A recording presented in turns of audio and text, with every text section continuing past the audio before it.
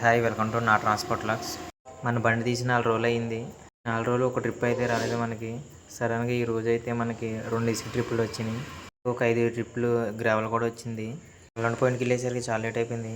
మన లక్కీగా ఒక బండి ఉంది లోడింగ్ పాయింట్లో. ఇంకా బిల్ కొట్టించి నేను మన బండి అయితే లోడింగ్ పాయింట్లో పెట్టాను. అన్లోడ్ పాయింట్ వచ్చేసి అర్ధవరం. కస్టమర్కి అయితే మన ప్లాస్టింగ్ ఇసుక తీసుకురామన్నారు. లోడింగ్ కూడా అయిపోయింది. ఇంకా పట్టా కట్టి మన బండి అయితే స్టార్ట్ చేయాలి. ఇంకా పట్టా కూడా కట్టేస్తున్నాను.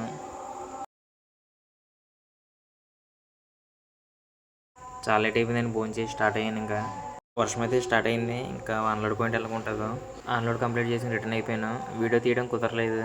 ఇప్పుడు నెక్స్ట్ ట్రిప్ వచ్చేసి శుద్ధగ్రావల కోరి వాళ్ళకి అయితే ఫోన్ చేశాను, వచ్చారు. ఈ వర్షం కారణంగా బాట అయితే చాలా దారుణంగా అయిపోయింది. బండి అయితే స్లిప్ అయిపోతుంది.